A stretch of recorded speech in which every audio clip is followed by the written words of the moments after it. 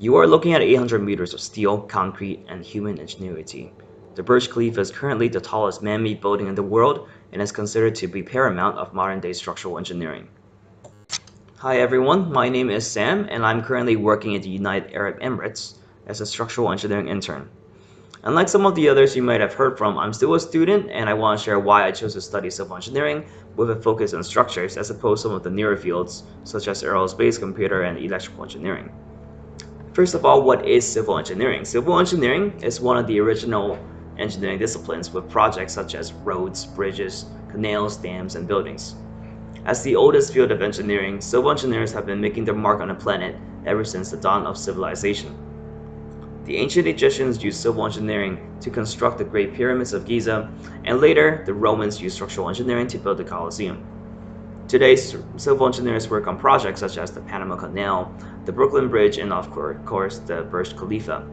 In short, I would like to think civil engineering as disciplines where engineers make a mark on the planet by creating projects which define a civilization. As a broad field of engineering, civil engineers are traditionally broken down into many more specific subdisciplines. To name a couple, hydraulic engineers are responsible for managing our water resources. The project includes providing us with healthy water supplies, creating canals, and building dams. Geotechnical engineers are more grounded in their work.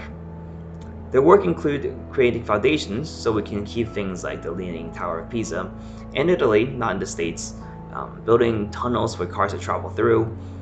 Transportation engineers are responsible for building our roads, highways, bridges.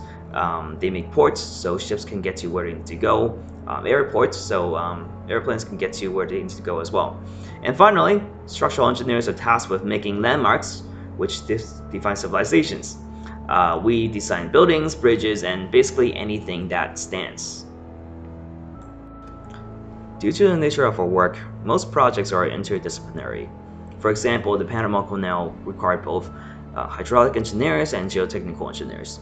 The hydraulic guys were responsible for designing how the water channels through the canal, and the geotechnical engineers were responsible for moving the massive amount of soil.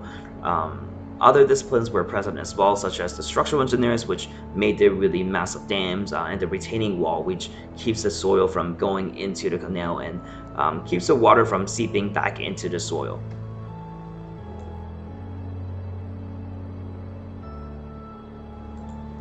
Early in my college career, I chose to pursue a career in civil engineering because I was really more interested in building a city, having a direct impact on society rather than building cars, writing apps, or building rockets.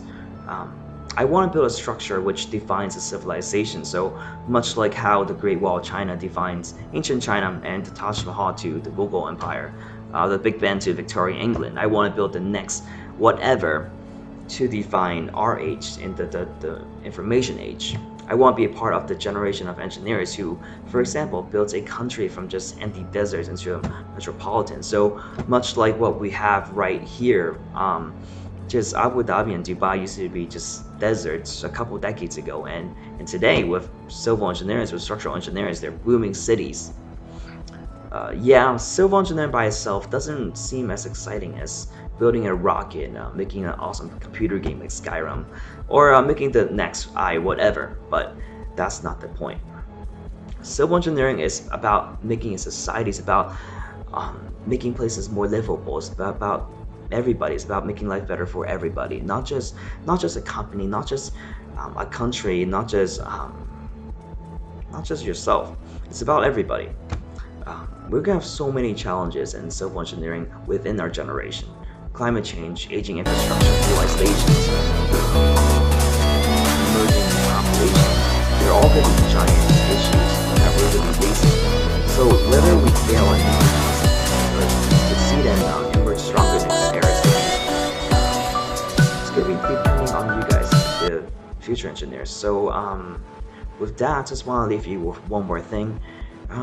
In terms of what kind of engineering you want to pursue, whether that's aerospace, mechanical, civil, or whatever, at the end, what really matters is what you're going to be doing with your education. Are you going to be selfish and using it just for yourself, just for money, or are you going to be using your skills to make the world a better place?